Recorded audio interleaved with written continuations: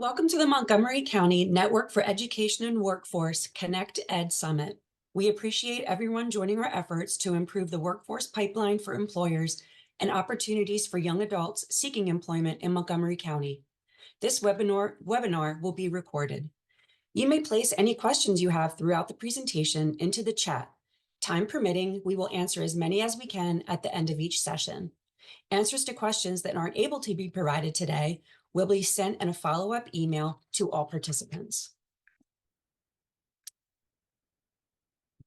The Montgomery County Workforce Network for Education and Workforce is the sponsoring entity for today's sessions. We are a nonprofit organization whose mission is to foster a dynamic and collaborative community comprised of young adults, employers, and educators to create opportunities for strategic interactions, partnerships, training, hiring, and marketing of viable careers. To learn more about our organization and the work that we do, please visit www.monconu.org. Here's a list of today's facilitators. My name is Kendall Glauner-Ziemer, and I'm a board member of the Monconu Incorporated organization and assistant director in the Office of Student Services at the Montgomery County Intermediate Unit. Hi, everyone. Dan Chemensky, board member of Monconu and program administrator for college and career readiness at the Montgomery County Intermediate Unit. And I'm Jane Stein, also a board member with Monconu and the research and performance officer with the Montgomery County Workforce Development Board. And my name is Adina Tayar, and I am an employee of EDSI, which is a workforce development firm. And I'm actually contracted to Montgomery County as a registered apprenticeship subject matter expert. 3 sessions are offered today.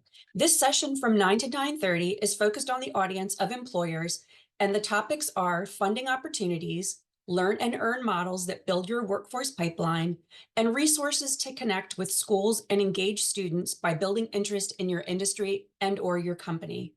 We encourage you to join the next session from 9:30 to 10 o'clock on the topic of navigating workforce jargon and resources available to benefit your company. Next, I'll turn it over to Adina Tayar from EDSI, who will present on the benefits of learn and earn models.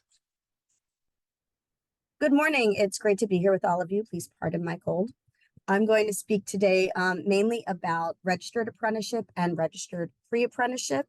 And that does include learn and earn models, including the use of funding streams such as on-the-job training, which Jane will actually go into more detail later. We can go to the next slide, Kendall. Thank you. So I wanted to explain a little bit about my role and how it works in Montgomery County specific to employers. As I mentioned, I'm a local subject matter expert. I'm actually shared with Bucks County to make my position regional. As most employers know, there is a lot of regional hiring that goes on, not just in your own county. And there are a lot of folks in Pennsylvania working on apprenticeship. Apprenticeship has gained a lot of traction throughout the country, including Pennsylvania. And I'm basically a local support person that can connect employers to all of the resources and explain everything to them and hold their hand all the way through, more or less, connecting to registration assistance and guidance, which is at the state level in Pennsylvania, provide apprenticeship sustainability support with access to funding, help with recruiting, help with program compliance, and all of that is mainly through a lot of the folks you see on the screen today, including some at the state level. And then I help employers partner with training providers, the local workforce board, and community entities to basically take care of the funding and recruiting needs. You can go to the next slide. Thank you. So let's figure out what registered apprenticeship is. Apprenticeship is a term that's thrown around a lot.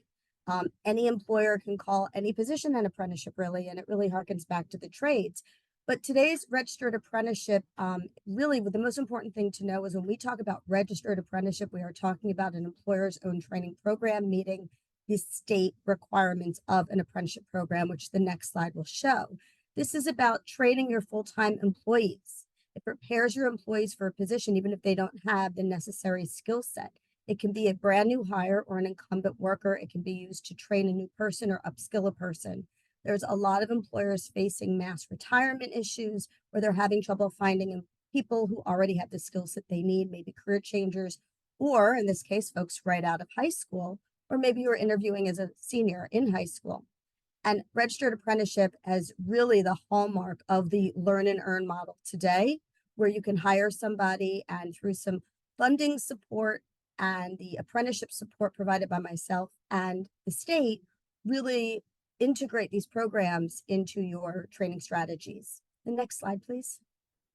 So modern registered apprenticeship expands beyond traditional apprenticeship industries. We all know it associated with unions, mainly in the skilled trades and construction. Modern apprenticeship are really making the model fit and work in all of the industries that you see on the screen, including the skilled trades and construction in non-union environments. Next slide, please. Thank you.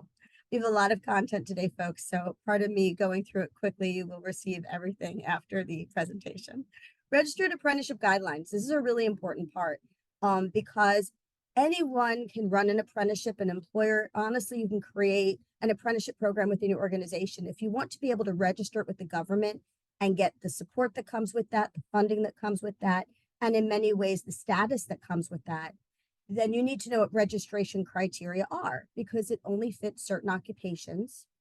In this case, you would connect it to one, you see business involvement. It's designed to fit a specific occupation. Two, it's for positions that require at least 2,000 hours of on-the-job training. That means any position that requires at least one really dedicated year of training. You can see these are meant to be connected to highly skilled, often technical positions. There's also accompanying 144 hours per apprenticeship year that you have to offer and pay for classroom or virtual instruction. There are certain jobs that really lend themselves well to this. This is why it's become so popular in areas like IT and education and healthcare. When you need to hire people who have certain certifications to work in that role, this is a way to hire them without those certifications and help them get them. Progressive wage scale, number 4. You're committed to letting apprentices know that they're going to have a certain starting wage, a landing wage, and some increases in the middle when competencies are gained. It's a really great retention tool. And of course, it culminates in what used to be called a journey worker for union workers. And we still call it that because it's a credential that means the apprentice now knows that they know the same things as all the other journey workers across the country doing this role, but it's a very strong retention tool for your organization. Next slide, please. The 2 ways to start a registered apprenticeship program: you can create your own program based on your own needs in your company, or I can help you find an already existing program that you can, in essence, sign on and run in-house.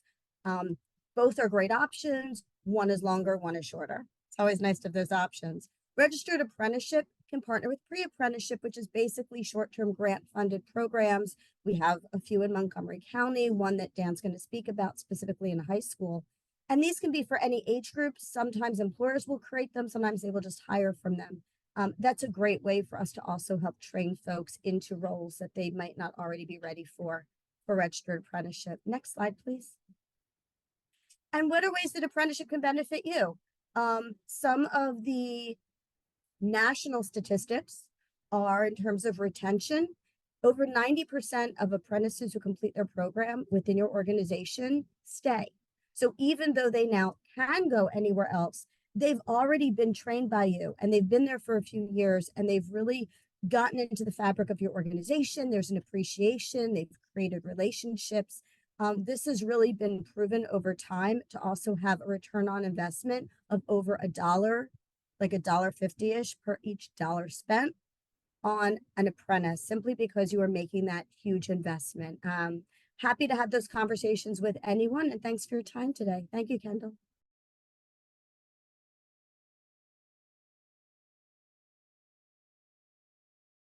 Kendall, you're muted. Oh, I'm sorry. That's And okay. next up, we have Jane Stein to speak about the other word, learn and earn models of the funding and all that great stuff too. Thanks, Jane. Thanks, Adina. Thanks, Adina.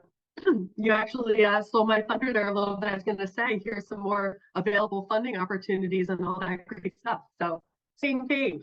I am going to talk a little bit about 4 of the additional opportunities that we, as a local workforce development system, can support both employers and job seekers, including youth and young adults, with under Workforce Innovation and Opportunity Act legislation. First one we're going to talk about is paid work experience. That falls under the umbrella of paid and unpaid work experience under WIOA legislation, which is one of the 14 required elements for youth programming. Next slide, please, Kendall. And paid work experience is meant to provide a planned and structured learning experience in the workplace for a eligible youth participant. I say eligible because with federal funding does come eligibility requirements, but it is available to for-profit, nonprofit, and public sector employers. Labor laws still apply, and really, this is a win-win for both career seekers and employers because it gives the career seeker two prongs: career development exploration or career exploration, but also gives them the skills that they need. And a third prong, they get paid. So for the employer side, they're getting to really guide their own talent pipeline development. They're getting an eager employee that's ready to learn, and all that's really required of the employer is some paperwork, but the folks over at the MCIU will gladly assist with all of that. And another benefit is that the MCIU actually acts as the employer of record, and that really speeds up the temporary nature of the hiring process and gets folks into the experience quickly, so that you're able to start working with them right away. Next slide, please. We're going to talk a little bit about on-the-job training. Similar to paid work experience, this benefits both the employer and the job seeker. It gets the job seeker in the door when they might not have necessarily met the skill requirements of the employer. And that is because we are able to subsidize the employer for a portion of the costs associated with training that individual to get them to the point they need them to be. Locally, each local area in the state has a different policy and cap for some of these programs. In Montgomery County, we are able to support up to $7,000 per individual hire, and that is to a max of $25,000 per employer per year. And this can be a tool that you may see career seekers taking to you as an employer that say, hey, I may not really be a perfect fit for this job, but I'm connected with the PA Career Link over at Montgomery County, and they have this program called On the Job Training. They can support some of the training costs associated with my hire, but also the employer can come directly to us and say, hey, we're having trouble filling these kinds of positions. It needs a little bit more training. Can we get into a contract with you to run on the job training? And I did forget to mention, but that does require a contract with the Montgomery County Workforce Development Board to support that activity. We post the job for you. We help source and vet the candidates if you're coming to us first for help with that. And it really is, again, a win-win for both parties. The next one we're going to talk about is incumbent worker training. And again, this is meant both to support the employee and also the employer, not job seekers in this situation. They do have to be an incumbent employee for at least 6 months to qualify for this assistance. But essentially it is to prevent layoffs, promote employment skill gains, and you're committed to retaining that employee after the training is completed. Ideally, it leads to a promotion or a wage increase, but the primary requirements is that it is for layoff aversion and employment skill gain. What funds are limited with incumbent worker training? We do also have access to Skill Up PA, which provides mostly free training. There are 6,000 free courses that are available. Some also have ties to certifications and credentials that may incur a small fee or a larger fee, depending on what it is. But the bulk of the actual coursework could be at your disposal for free. And one of the biggest perks of incumbent worker training is that you're showing your employees you're committed to their professional growth and their retention with you as the employer. So again, you'll probably hear this a lot, win-win for both. And the last one that we're going to talk about is occupational skills training, which is also referred to as individual training accounts. And that is part of the workforce jargon that you may stay tuned for later on today. But really, they are the same thing. It is just the WIOA Workforce Innovation Opportunity Act terminology for occupational skills training and how we fund it. Eligible individuals are able to secure funding for eligible courses from eligible providers. That was 3 eligible. The participants themselves have to be eligible for WEO funding. The courses have to be considered high priority occupations, and that is established by the state of Pennsylvania. And the providers have to go through rigorous eligibility requirements and application to become a provider to which we can support training funds for. And again, providers must enter into a contract with the Montgomery County Workforce Development Board. And that's really just to make sure that they're following all of the federal legislation and all of our local policies and requirements that are needed. And this one is not directly tied to employers, but it does let you know that talent pipeline development is in the works. You also have a voice in what courses are considered high priority or which courses could fall under high priority occupations. There is an appeal process every year. If you see a need for an occupation that is not considered high priority, and thereby we can't fund training for it, we can submit an appeal to the state to get that added so that courses can also be added to the eligible training provider list. And then once folks are enrolled in that, you'll know that you have a pool of candidates that are ready to work with fully credentialed in their field. And then I believed, yep, here is my contact information should you have any questions about that. And then there's also a link to our policy portal for the Workforce Development Board. It'll give you all the ins and outs and small print that I wasn't able to get to today with our presentation. And then next we're gonna kick it over to Dan Cheminsky, who will share some upcoming opportunities, connect with educators and young adults to build your workforce pipeline. Hey everybody, how's it going? Appreciate everyone being here today with us virtually on a Friday morning. Briefly touch on Monco Works Now and the Monco Rise programs as it pertains to you as employers. As Shane mentioned, paid work experience, that is primarily through our Monco Works Now program that we coordinate through the MCIU and working with young people that are looking to work in Montgomery County. And so these are both great programs in addition to Monco Rise, which is again an internship program that we run throughout the year.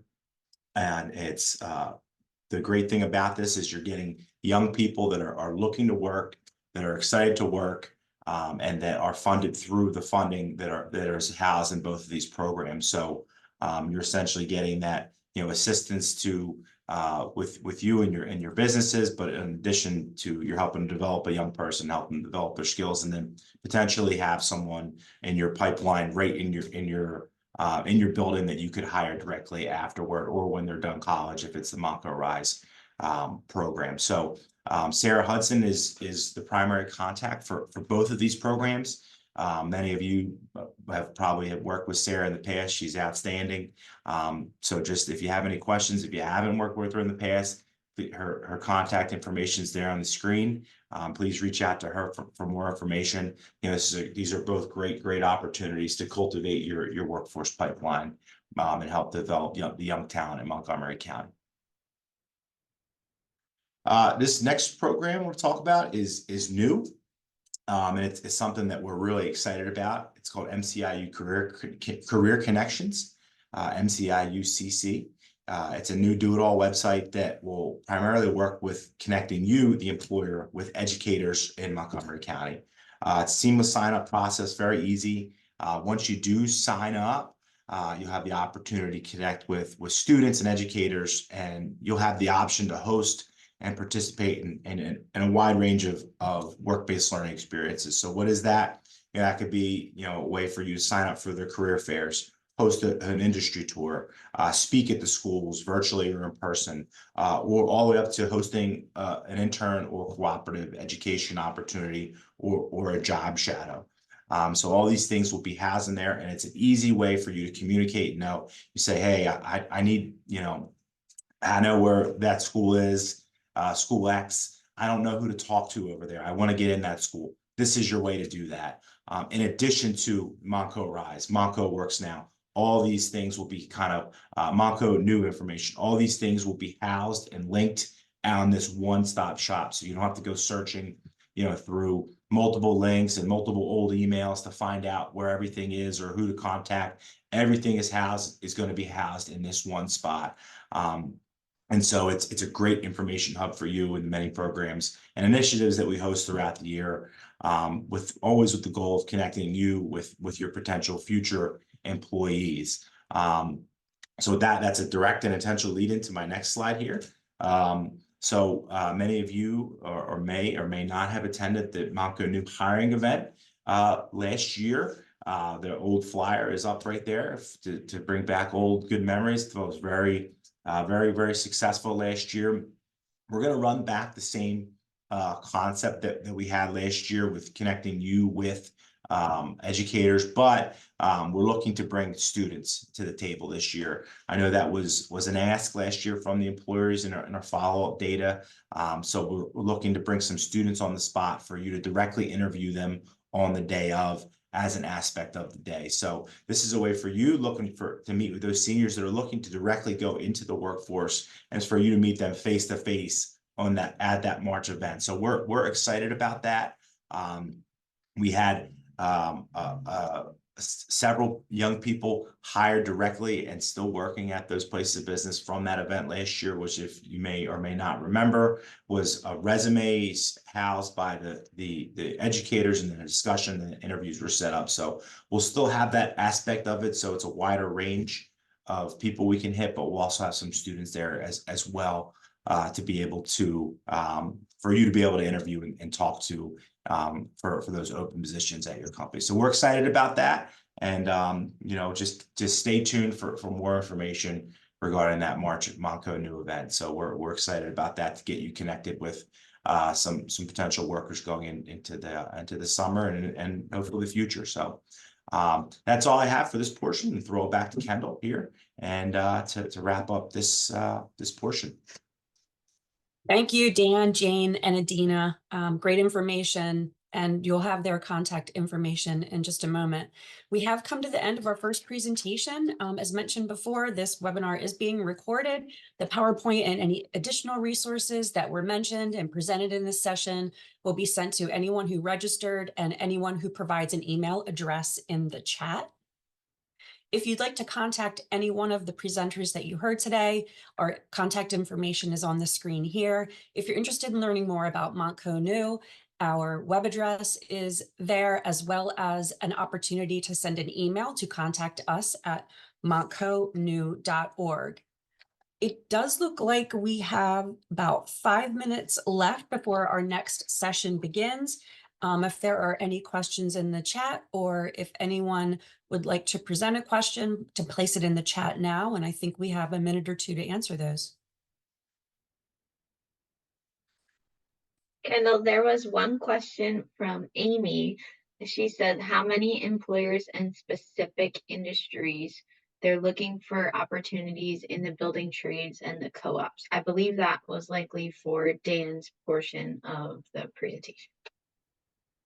Hi, Amy. Yes, so the Monco New event, again, last year, I think we had 28 or so employers. So it's really a wide range of who attends and who can attend, being an in-person event. But once we get those RSVPs going, our process is we share, all right, this is who's attending, these are the jobs that they have open, and then that starts the process with the students on your end. So stay tuned to that. But we're looking forward to making that happen. So Great, thank you. Any others? Okay, promptly at 9:30, we'll start our second session, which is focused on navigating workforce jargon and additional resources available to job seekers as well as employers. Thank you for attending.